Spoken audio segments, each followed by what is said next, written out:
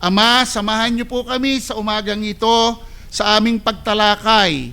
Nawa po ang patuloy na kaunawaan ay sumaamin sa gabay ng Santong Espiritu. Ama, kayo po ang maitaas sa umagang ito at kami po bilang tao na mahina ay maibaba sa inyong harapan, manatili sa amin ang kababaang loob. Marami pong salamat. Pangunahan nyo kami sa pangalan ni Jesus. Ito po ang aming dalangin. Amen. So sa lungsod po ng Vatican, binati ni Pope Francis ang Italy noong Lunes. Bakit po? Matapos ang tennis player na si Jannik Sinner ang naging unang tao sa bansa na nanalo ng titulo ng Grand Slam Singles na halos kalahating siglo. Nanalo si Sinner sa Australian Open title noong Linggo at ginawa ni Francis ang pagkilala sa isang audience sa Real Club de Tennis Barcelona. Ngayon, kailangan nating batiin ang mga Italyano dahil nanalo sila kahapon sa Australia. Kaya binabati din natin sila. Sabi ng Papa, sinabi ni Francis na dahil ang tennis ay isang individual na sport o nilalaro bilang doble, tila ang layunin ng laro ay maging mahusay kaysa kalaban. Mga kapatid, ipinapakita po dito ang pagpaparangal, pagtataas sa bansang Italy sa pamamagitan ng panalo ni Jannik Sinner ng Grand Slam Singles. Sinabi ni Pope Francis, kailangan nating batiin ang mga Italiano kasi first time nila. Tama, ito ay isang karangalan ng bansang Italiano na kailangan nilang itaas. Mga kapatid, binanggit ko po ang mga bagay na ito dahil may kinalaman po dito ang ating tatalakay na dapat nating itanghal, dapat nating itaas. Ang alin ang ating itataas? Ang propesiyang salita ng Diyos na alam natin na tumutukoy po ito sa kapahayagan kay Kristo Jesus. Itanghal natin ang ating Panginoong Jesucristo, ang kanyang kadakilaan, ang kanyang karangalan. At nais ko pong tingnan na ayon kay Apostol Pedro, ang kanilang pagpapahayag ay hindi katang-isip na sinasabi ng mga huwad ng mga guro na dito si Kristo ay pinarangalan ng Diyos Ama na nagsasabi, ito ang aking minamahal na anak na aking kinalulugdan. Binanggit po yan sa verse 17. Pero nais ko pong basahin ang 2 Peter chapter 1 verse 16. Excuse po.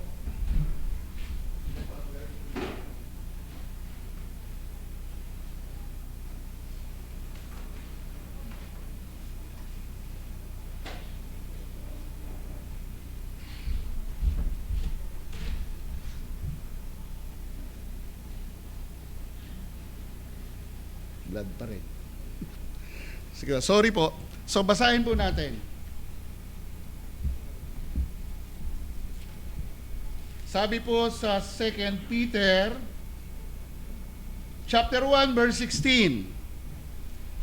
Sapagkat kami ay hindi sumusunod sa mga katang-isip na ginawang may katusuhan ng aming ipaalam sa inyo ang kapangyarihan at pagdating ng ating Panginoong Jesucristo, kundi kami ay mga saksi, nakakita ng kanyang kadakilaan. 17. Sapagkat siya'y tinanggap sa Diyos Ama ng karangalan, sapagkat siya'y tumanggap sa karangalan ng Ama, tumanggap sa Ama ng karangalan at kaluwalhatian. At dumating sa kanya ang isang tinig mula sa marangal na kaluwalhatian na nagsasabi, ito ang minamahal kong anak na siya kong kinalulugdan. 18. Kami mismo ang nakarinig ng tinig na ito at nanggaling sa langit nang kami ay kasama niya sa bundok, sa banal na bundok. 19.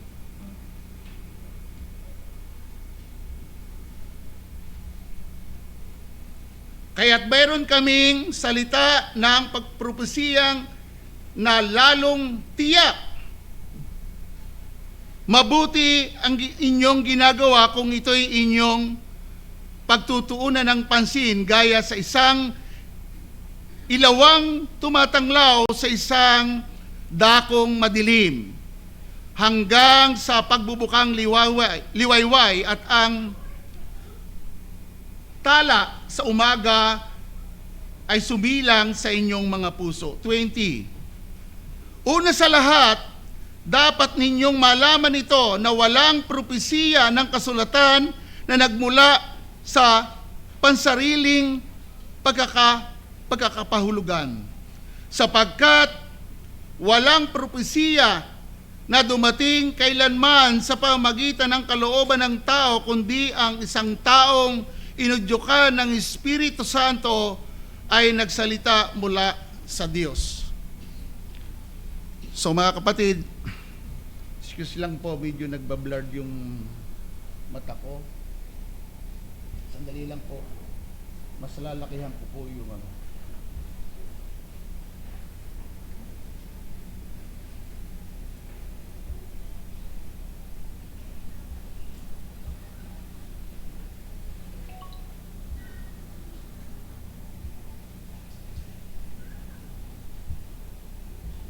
Okay po. So dito po, ayon po sa buod ng konteksto, mula verse 16 to 21, nakatuon sa mga natupad na propesiya tungkol kay Kristo at mangyayari pa sa hinaharap.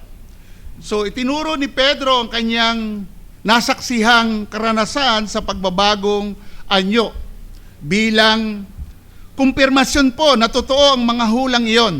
At alam natin yon mga kapatid na nangyari sa Transfiguration, ang pagbabagong anyo na alam natin natala po ito sa tatlong synoptic gospel, Matthew, Marcos, and Luke. At naunawaan na ang paghahayag ng walang hanggang kaluwalhatian ng ikalawang persona, ang Trinidad, na karaniwang natatakpan noong nabubuhay pa si Kristo dito sa lupa.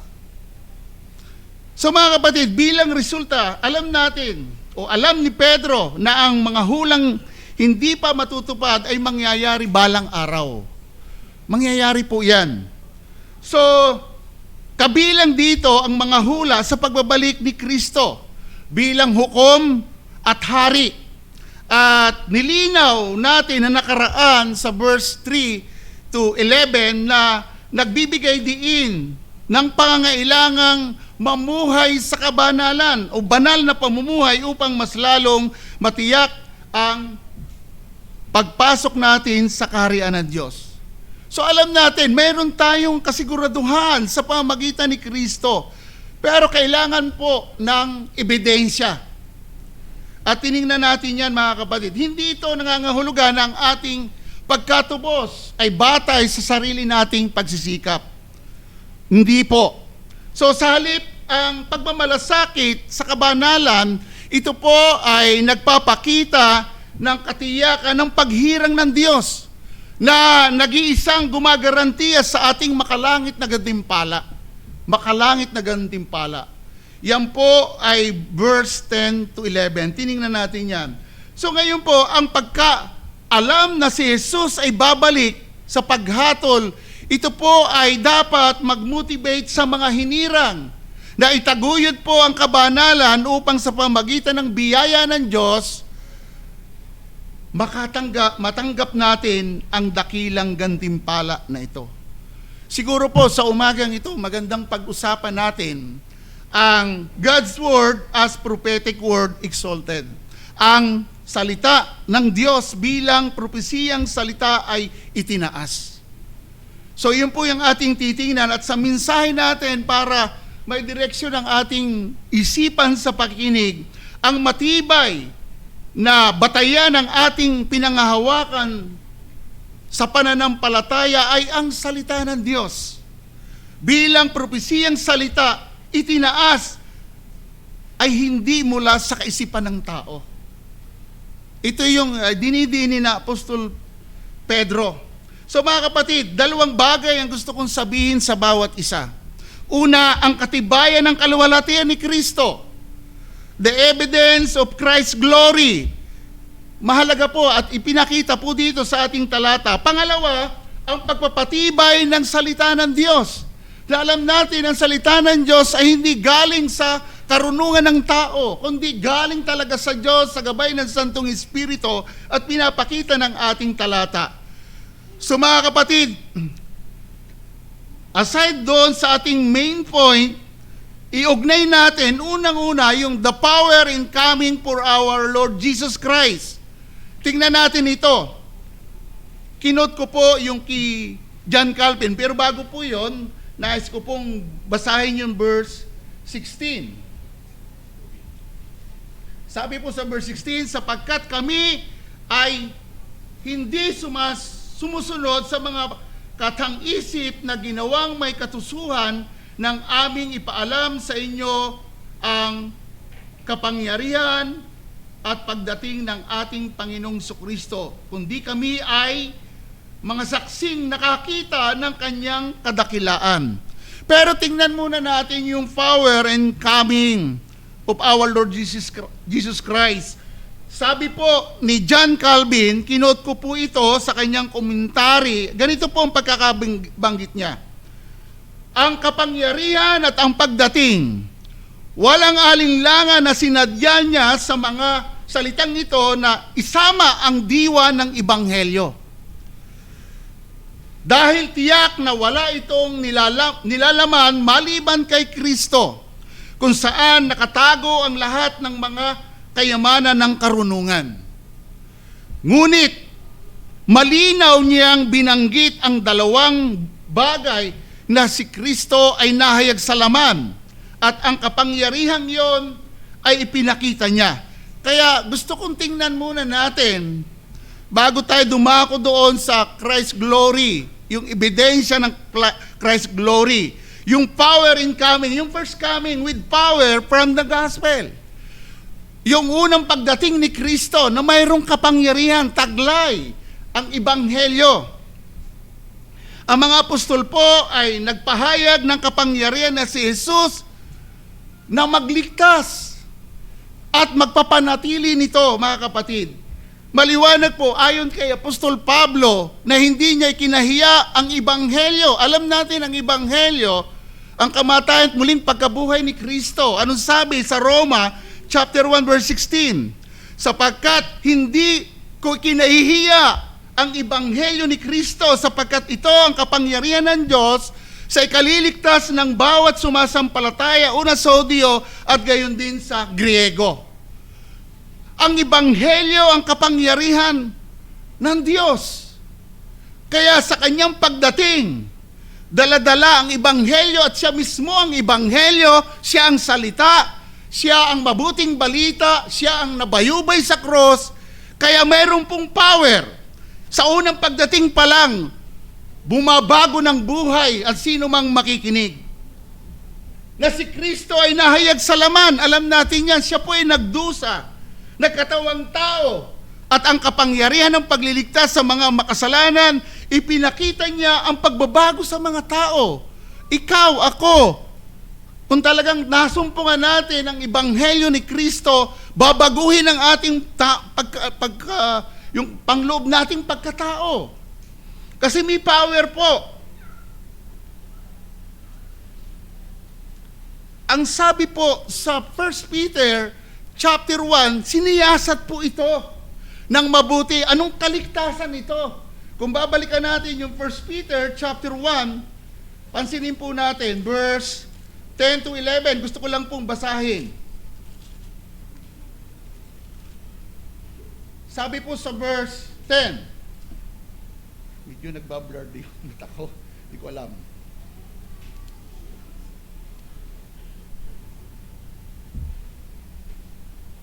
Sabi po dito, tungkol sa kaligtasan ito, pakinggan po ninyo, nagsikap at nagsiyasat na mabuti ang mga propeta na nagpahayag tungkol sa biyayang darating sa inyo. 11, kanilang siniyasat kung anong pagkatao o kapanahunan na tinukoy ng Espiritu ni Kristo na sumakanila. Panahon na sumakanila nang ipahayag ang mangyayaring pagdurusa ni Kristo at ang kaluwalhatiang susunod sa mga ito. Tama po, mga kapatid. Kaya yung unang pagdating ni Kristo, mayroong power. At alam natin siya nagpasimula ng pagpapahayag ng kaharian ng Diyos. At sabi sa mga tao, kapag siya'y nangangaral, magsisi kayo. Dumating na ang paghahari ng Diyos. So mga kapatid, sa pamagitan ni Kristo, ang buong ebanghelyo ay nasa atin. Siya ang matagal nang ipinangakong manunubos na nagmula sa langit, nagbihis ng gaya ng ating katawan, nagkatawang tao, nabuhay sa mundo, namatay at muling nabuhay.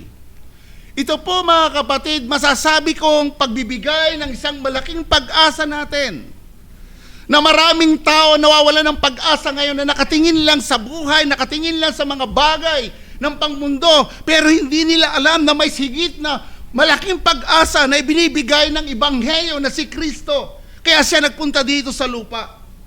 Ito ang ating ipinapangaral at itinataas ang salita, Ebanghelyo. Ang point natin mga kapatid, ito ang kapangyarihan ni Kristo, ang Ebanghelyo na ibinalita, unang pagdating, na ipinangako nung pa lamang sa lumang tipan. Pinangako na po yan sa lumang tipan at yan po ay matinding siniyasat ng mga propeta na binasa natin kanina. Siguro kung titingnan natin ang implikasyon nito, sa isang banda hindi pwedeng ihiwalay ito sapagkat ang power sa kanyang unang pagdating bilang nagkatawang tao, ito po mga kapatid ay Ebanghelyo. Nandun po yung kapangyarihan, binabago ang buhay ng sino man. Mga kapatid, hindi mo kayang baguhin ang iyong sarili. Never. Naalala ko nung araw, gusto ko lang i-share, nagkursilyo pa ako, ang mga rektor namin, si Johnny Pajardo, mga artista, Ray Malonzo, yan ang mga rektor namin nung ako'y magkursilyo. Wow, nung lumabas ako, isang buwang banal, natuto ako magbasa ng gabay at saka natuto ako magbilang ng butones. Pero after naman, tanggero na naman. Hindi po kayang baguhin ng anumang bagay maliban lang kay Kristo. Maliban lang kay Kristo. Ebanghelyo, yun ang power ng Diyos. Gaano man katigas ng puso mo, babaguhin niya ng Diyos. Ito yung unang pagdating ni Kristo na daladala ang mabuting balita ng kaligtasan. Tandaan natin mga kapatid, tayo po bilang mananampalataya, inalis po tayo sa kapangyarihan ng kasalanan. Maliwanag po yan sa Romans chapter 3. Gusto kong basahin sandali. Romans chapter 3. Alam ba ninyo, kapag wala ka sa Panginoon, lahat ng buong pagkatao natin na damage ng kasalanan. Bakit po? We are under the power of sin. Sabi po dito sa Romans chapter 3 verse chapter 3 verse 9. Okay. Nagbablurred talaga ang mata ko. Sabi po dito, ano ngayon? Tayo bang mga Hudiyo ay nakalalamang? Hindi. Kahit na sa anong paraan, sapagkat amin ang napatunayan na ang lahat ng tao, take note, lahat ng tao, maging mga Hudyo at mga Griego, ay nasa ilalim ng kapangyarihan ng kasalanan. Walang taong gigiba ng kapangyarihan ng kadiliman ng kasalanan. Ang gigiba lang nito, magpapalaya lang nito, power ng Ebanghelyo. Sa unang pagdating, pinangaral yan, mga kapatid. Second, nakita natin yung unang pagdating, may mensahe ng pagbabago ng buhay. Kaya ulitin ko, kung mayroon akong kinakausap dito na gustong-gustong magbago, maaari itong January, ang daming resolution. Naalala ko ng araw, nagbibigay din ako ng resolution, di na ako iinom, di na ako tutsongke, di na ako ano. Wala! Balik pa rin sa dati.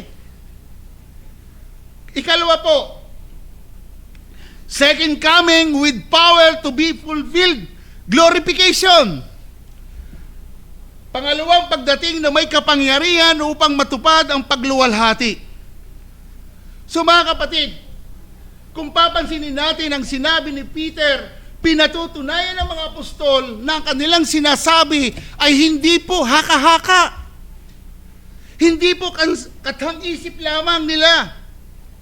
Yung kanilang sinasabi na walang pagkakaalam na katulad ng ginagawa ng mga huwad na guro na hindi sila maniwala sa kapangyarihan at pagdating ni Jesucristo. Alam niyo mga kapatid, ang original na tagapakinig ng 2 Peter na kinakailangang makitungo sa mga gurong ito, na ang mga gurong ito ay tumatanggi sa ikalawang pagparito ni Kristo. Bakit po? Marahil po ang ginagawa nila upang bigyan katuwiran ng kanilang mga immoral na pamumuhay. Binanggit po yan sa chapter 2, verse 14. Balik tayo doon. Gusto ko lang basahin mga kapatid.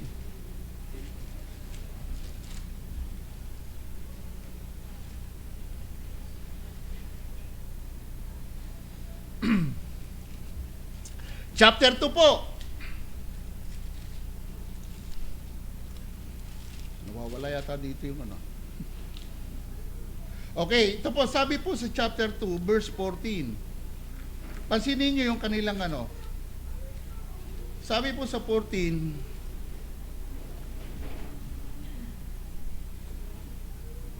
may mga mata silang puno ng pangangalan niya at hindi mapuknat sa pagkakasala. Take note po, na kanilang inaakit ang mahihinang kaluluwa. May mga puso silang sanay sa kasakiman, mga anak na isinumpa. Chapter 3, verse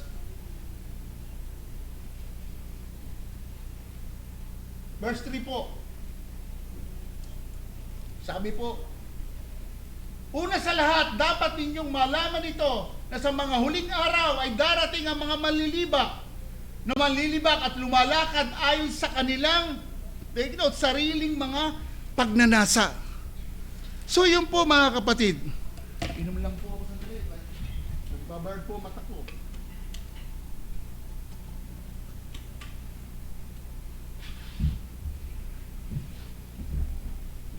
Okay po. So ito po yung sinasabi ni na Pedro.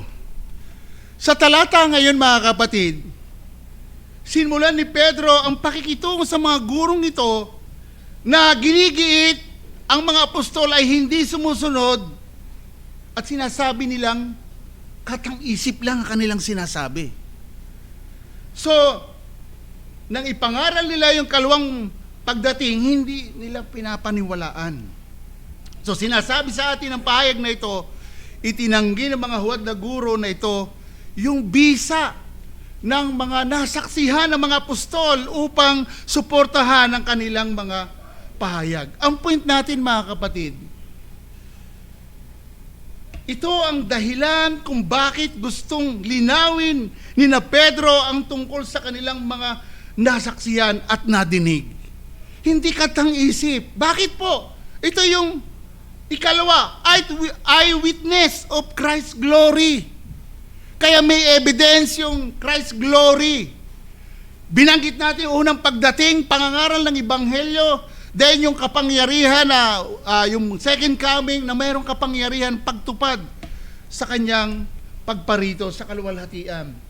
Yung eyewitness of Christ's glory, ito ay pagtugon ni Pedro sa paratang na pagigiit na kathang-isip lamang ang kanilang pinapahayag at ang iba pang mga apostol ay mga saksi na ng kadakilaan ni Kristo. Tinatanggihan nila yon. So mga kapatid, binabanggit natin ang mga bagay na ito. Ang ulat ni Pedro tungkol sa pagbabagong anyo, ito po ay kapansin-pansin mga kapatid, katulad ng nakikitang paghahari ni Davidic King bilang ahente ng paghatol ng Diyos na nilalarawan sa awit 2, Kabanata 2.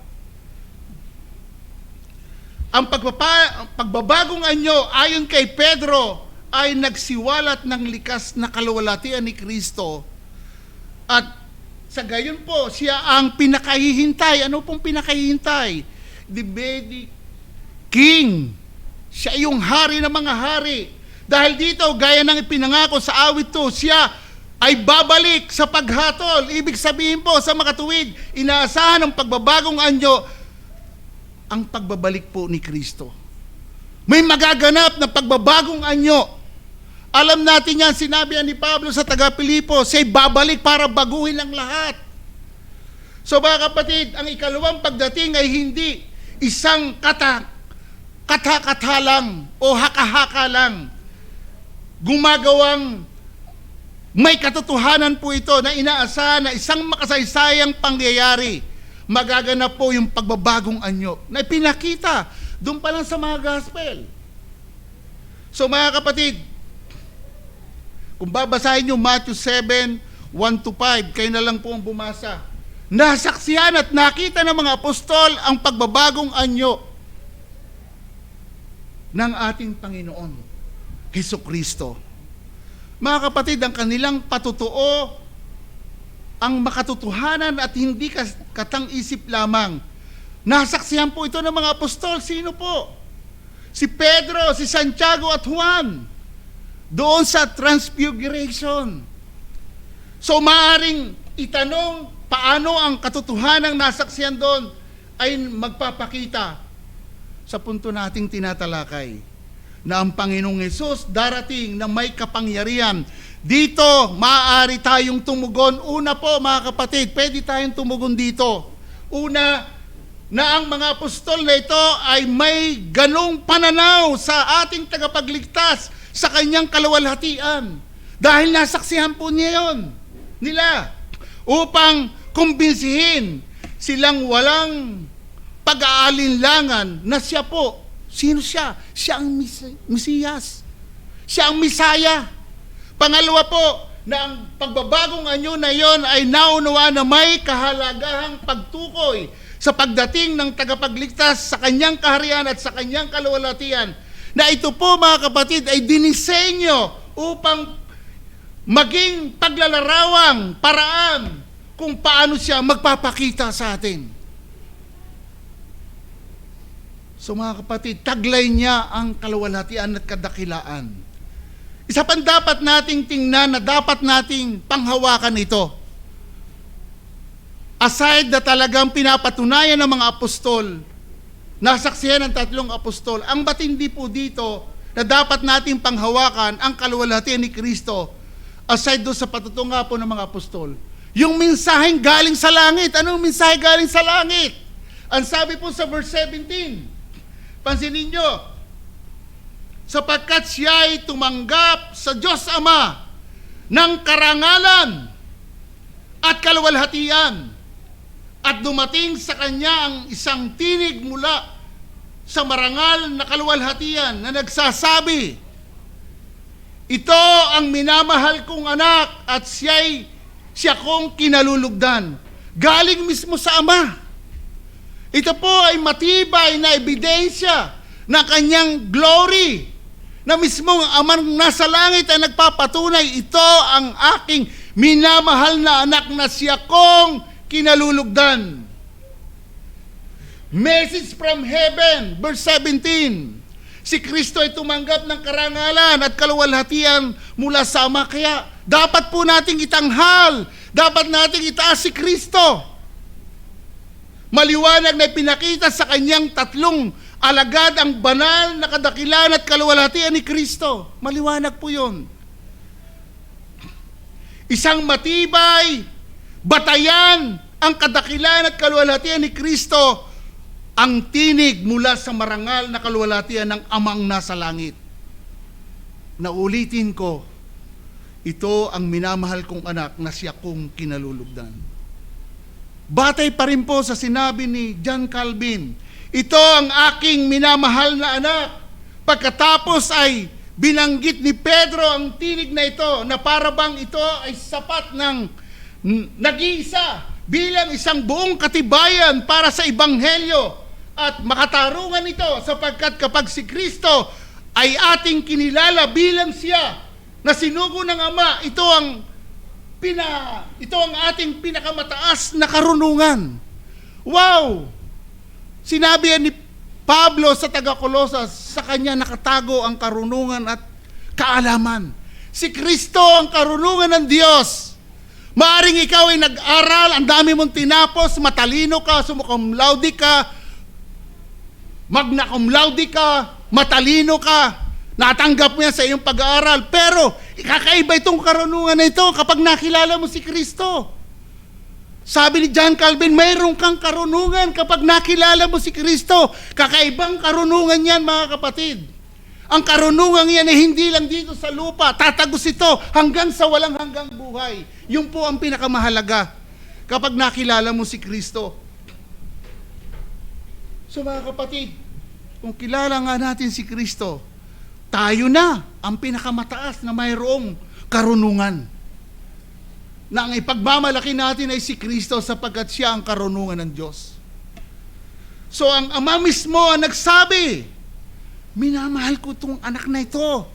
Kinalulugdan ko ito. At ang sabi ng mga apostol, pinapatunayan, narinig mismo ng mga alagad ang tinig mula sa langit nung kasama nila sa banal na bundok. So mga kapatid, ang pagbabagong anyo ni Jesus sa harapan ng mga apostol sa loob ng bilog ay sinamahan ng pangalawang special na pagkilala sa kanya ng Ama. Grabe po ang patunay. Kaya tayong nandito, sa libu-libong tao sa mundo, isa ka na tinawag ng Diyos. Nakilala mo si Kristo. Pero ang tanong, gaano natin pinapahalagahan yon sa ating buhay? Ang senaryo ng ating pinag-uusapan, mamuhay tayo sa kabanalan. Dahil ang tumawag sa atin ay banal. Marapat tayong magpakabanal sa lahat ng anong paraan ng pamumuhay, maging banal tayo. Ang point natin, matibay ang saligan ng ating pananampalataya sapagkat mayroong ebidensya ng kaluwalhatian ni Kristo na pinatunayan ng mga apostol at higit sa lahat na nagpatunay ay ang Ama. Kaya mayroon po tayong aral at may lalapat natin sa buhay. Una, ang kapangyarihan at ang pagdating ni Kristo. Unang pagdating, mensahe ang Ebanghelyong kaligtasan. Nasa atin ang karunungan ng Diyos. Si Jesus, mula pa sa simula, siya na ang salita. At ang salita ay Diyos. At ang salita ay kasama ng Diyos. At ang salita ay ano? Diyos! Nagkatawang tao. Ano layunin? Maghayahay dito sa mundo? Hindi. Abutin ang mga taong wala sa Panginoon. Abutin ang mga taong nasa kapangyarihan ng kadiliman.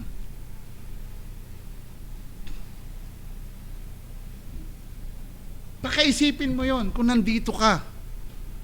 Mapalad ka kung nandito ka. Langayin mo lang nadinig ito. Walang pinakamahalaga sa buhay natin ang makilala si Kristo. Kahit anong yaman mo, kahit anong talino mo, anumang mayroon ka ngayon, hindi mo pwede ipagmalaki yan. Ang ipagmalaki mo ay ang pagkakilala kay Kristo. Dahil sufficient po yon. Pangalawa, ang kapangyarihan na pagdating ni Kristo sa ikalawang pagparito ay mensahe para sa kaganapan sa kaluwalhatian para sa mga naghihintay sa Kanya at paghuhukom sa mga masama. Magaganap ang paghatol. Maliwanag sa banal na kasulatan mula pa umpisa ng ating buhay, tayo ay marumi na sa harapan ng Diyos. Pero ang blessing, ipinapahayag si Kristo.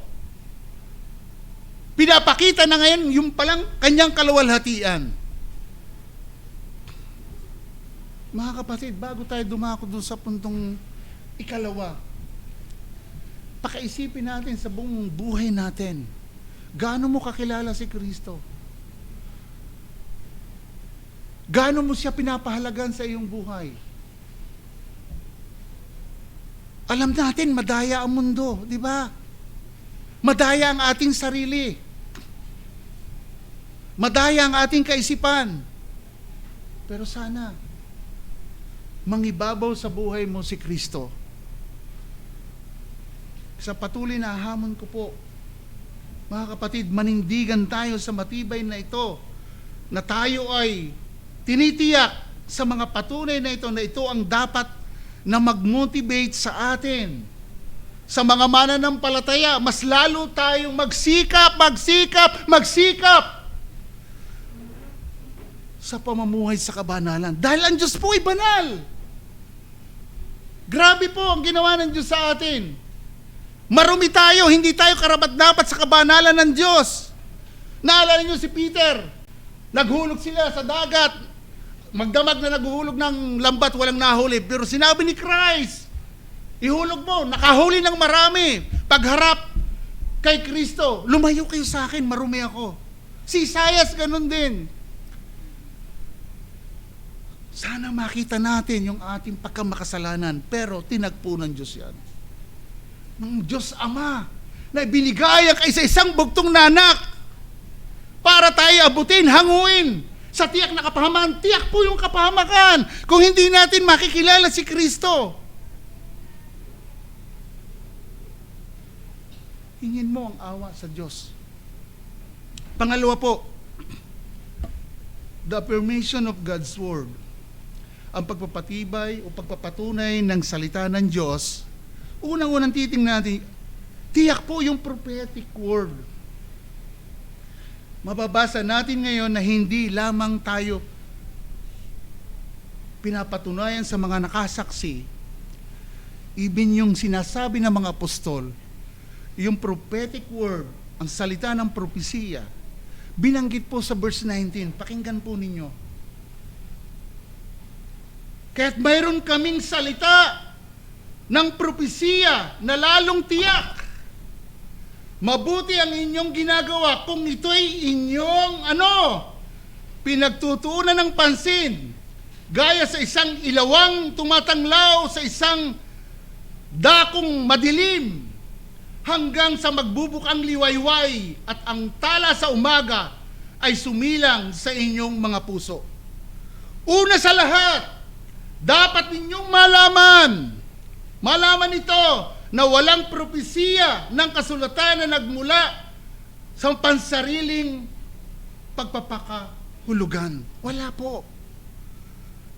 Kaya, assured po yung prophetic word.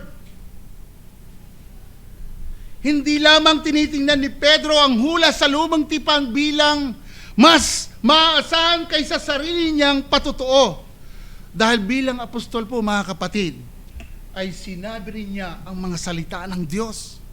Ang ibig sabihin niya ay ang katiyakan ng mga hula tungkol sa ikalawang pagdating ay higit na pinagtibay ng pagbabagong anyo na naghihintay sa kagaganapan nito, mga kapatid. Ang propesiya po ng patutuo ng salita ng Diyos, mga kapatid, mapapagkakatiwalaan po natin. At nararapat na magbigay tayo ng galang, atensyon, ng taos-pusong paghahanap doon. Naghahanap tayo, hinahanap natin ang salita ng Diyos. Ikaw, kung tayo po ay mananampalataya, tayong lahat, gaano mo hinahanap ang salita ng Diyos? Paggising pa lang sa umaga, anong inuuna mo? Naku po, maghahanda ako ng maraming bagay. Ang dami-dami kong gagawin. Naku po, hindi na ako makapag-pray. Hindi na ako makapagbulay. Yes, busy tayo.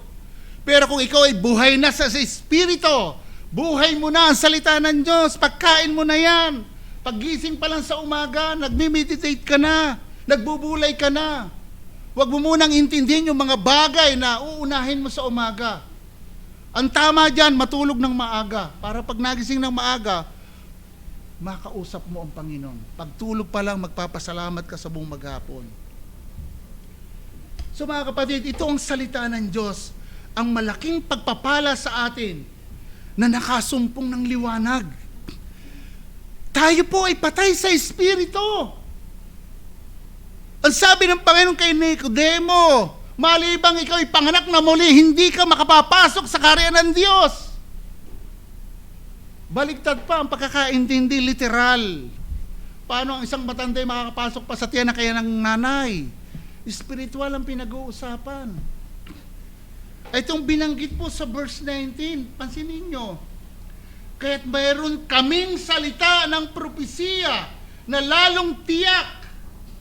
Mabuti ang inyong ginagawa kung ito'y pagtutuunan ng pansin.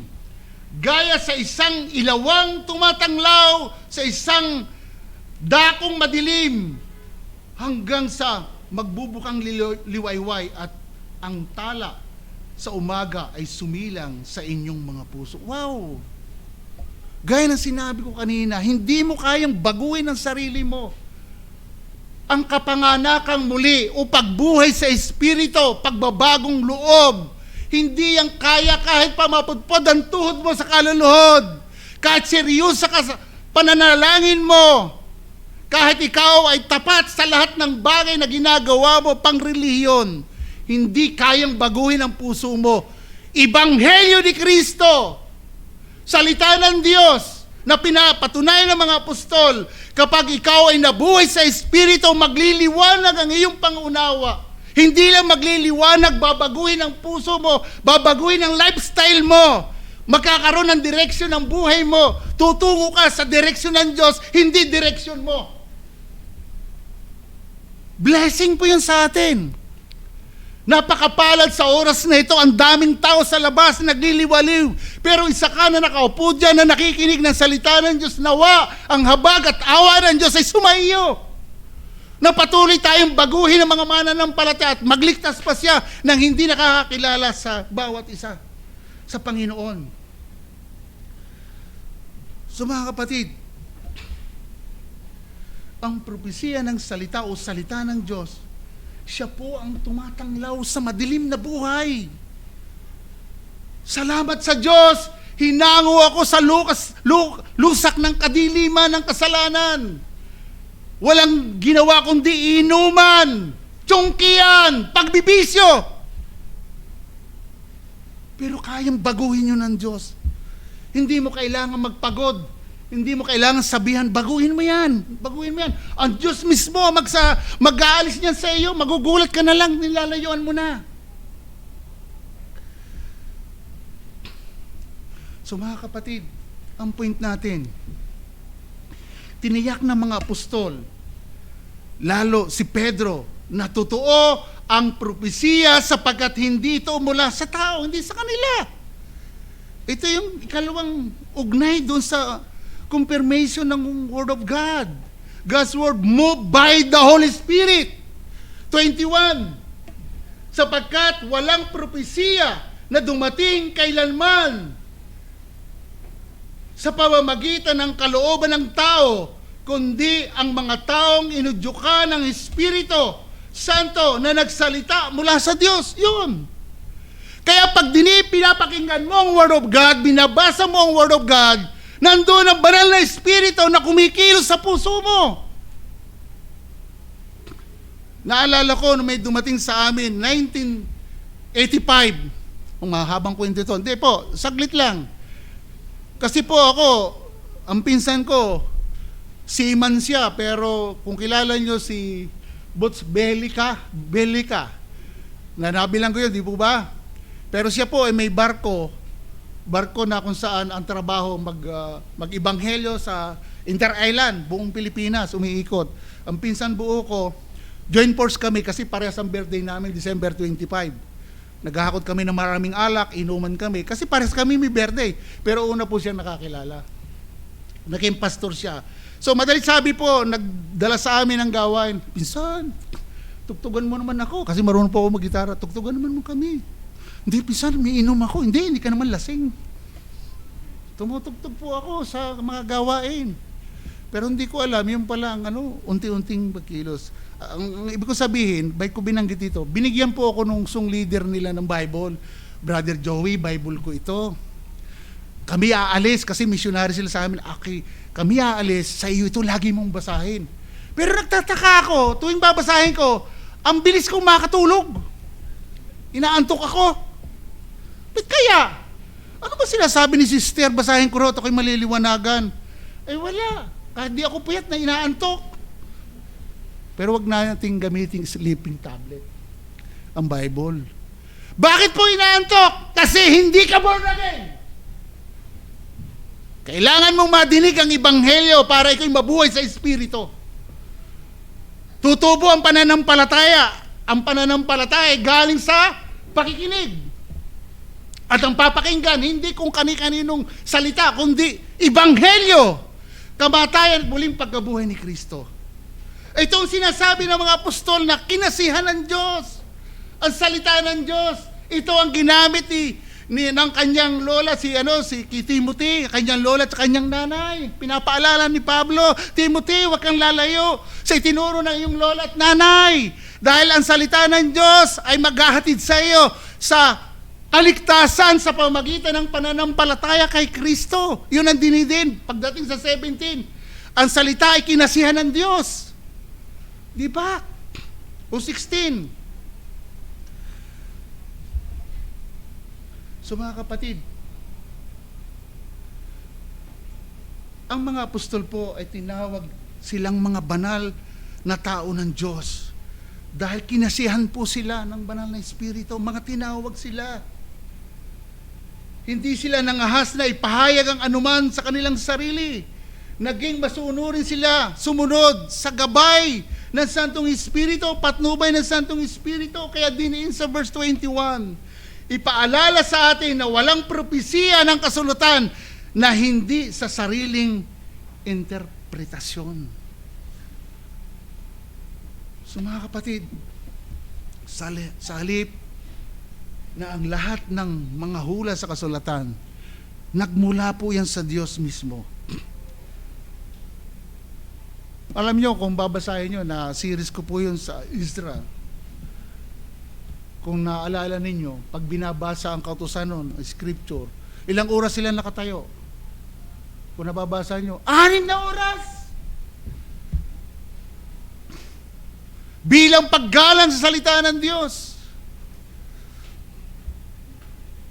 Sa mga tuwid, ang salita ng kasulatan ay dapat paniwalaan at sundin, ipamuhay. Final authority sa aspeto ng buhay natin, Word of God. Ang point natin, ang salita ng Diyos na kinasihan ng banal na Espiritu sa mga taong banal na sumulat ay masasabi natin, kaya na sinabi ko, final authority sa lahat ng aspeto ng buhay dito sa mundo hanggang sa kaganapan sa muling pagparito ng Panginoon. Maging direksyon ng buhay mo ang Scripture. Siguro ang dami natin pinakakaabalahan sa media, cellphone. Mga kapatid, sina-challenge ko kayo, huwag niyong pabayaan ng Scripture. Buhay na natin yan. Magsisi tayo kung pabaya tayo. Walang born again Christian, walang mananampalatayang pabaya. Bakit po? Mayroon tayong responsibilidad at sinusustain tayo ng biyaya ng Diyos. Ayon pa rin po kay John Calvin sa ating pagtatapos, si John Calvin ay kilala sa kanyang pahayag na ang Diyos ay nangungusap sa atin sa paraan ng baby talk. Kung ipipicture ninyo ang pagkikipag-usap ng anak, yung baby, kumbaga, yung kipag-usap ng anak, ang sarap di ba? Ang sarap ng, sabi pa niya, na nagpapaliwanag ng mga bagay-bagay sa atin, sa ating antas, upang makilala at mahalin natin siya. Hindi sinabi sa atin ng Diyos ang lahat. Ngunit ang sinabi niya sa atin ay totoo. At ang ating wika ay magagamit upang maipahayag ang katotohanan sa atin. Ang mga tao ay sumulat ng Biblia, ngunit sila ay kinasihan ng Diyos na ang kanilang mga salita ay kanyang mga salita. Kaya ang pagsunod sa kasulatan ay pagsunod sa Panginoon. Pakinggan niyo yun. Ang pagsunod sa kasulatan ay pagsunod sa Diyos. Dahil nahayag ang scripture, mula yan sa Diyos. Kaya kung titimbangin natin, susuriin natin ang ating buhay pananampalataya, gaano natin sinusunod ang Panginoon. Yes, proud tayo. Siya ang ating Savior. How about Lordship? Diyan natin mapapatunayan na sumusunod tayo sa Scripture, which is pagsunod sa Panginoon.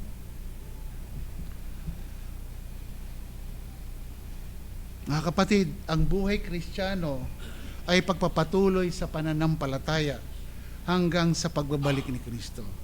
Whatever ang danasin mo sa pagitan nito, nandito tayo, tumatakbo tayo, nakatingin tayo sa glorification na mangyayari. Pero ano ang ginagawa mo sa pagitan na yan? Gaano mo ini-evaluate ang iyong pananampalataya? At ikaw na kung kami kinakausap ditong wala sa Panginoon, ano ang buhay mo sa pagitan na darating ang panahon, darating si Kristo? Ano ang buhay mo ngayon? Kilala mo ba talaga si Kristo? Na siyang pinarangalan ng ating Amang nasa langit? Na siyang sinugo dito sa mundo? Huwag na kayong mag-isip na kung sino bang sinugo. Walang ibang sinugo ang Ama kundi si Kristo, na ang layunin ay iligtas tayo, iligtas ka. Kaya babala po, bago tayo magtapos, mag-ingat sa mga maling aral na umiiral sa panahon natin, na maraming lumilihid sa salita ng Diyos. Maraming compromising ngayon ang mga iglesia. Sana, huwag tayong mapabilang sa ganon. Ang mga hindi naniniwala sa mga patutuo ng mga apostol, lalo ang patutuo ng Ama nasa langit, walang ibang naghihintay kundi kapahamakan. Mga kapatid, pagpalain tayo ng Diyos. Hindi natin alam kung kailan tayo alis dito sa mundo. Pero samantalahin mo ang pagkakataon na may buhay ka. Samantalahin mo ang pagkakataon na binibigyan ka ng mga hanap buhay, bukasyon. Sinusustain niya ng God. How about your soul? Paano mo yan tinitreasure? Paano mo yan pinapahalagan sa buhay mo? I-bless tayo ng Diyos. Patuloy tayong kahabagan ng Diyos. Sa Diyos ang papuri at karangalan at kaluwalhatian. Tayo po'y manalangin.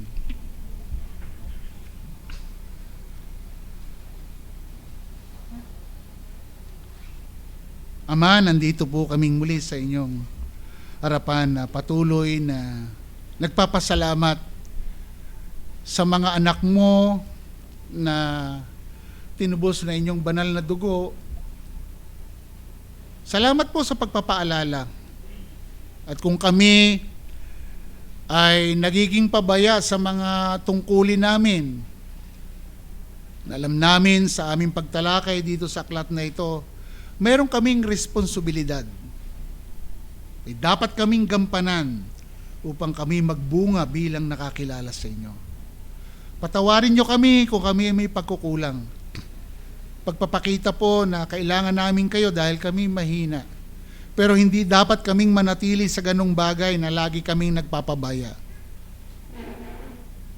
Nawa po sa tulong ng inyong habag at biyaya, magpatuloy kami kahit ano po ang sitwasyon ng buhay namin. Talaga naman pong mahirap dito sa mundo eh. Wala naman pong madali dito sa mundo dahil ang mundo po ay pabulusok. Hindi na po ito pabuti. Pero Ama, nandito po kami sa inyong harapan. Kita po ninyo ang bawat isa sa amin. Tulungan niyo po kami, Ama, na yung napakahalagang kaligtasan na ibinigay niyo sa amin, dahil sa inyong kahabagan, sa inyong awa sa amin, wag namin itong mapabayaan. Mas lalo kaming magpursige, ma-motivate kami kung ano ang mga bagay na tinuturo nyo sa amin, Panginoon, mula sa inyong salita. Salamat po, lahat ng pamilya nandito, katagpuin nyo po kanilang pangailangan.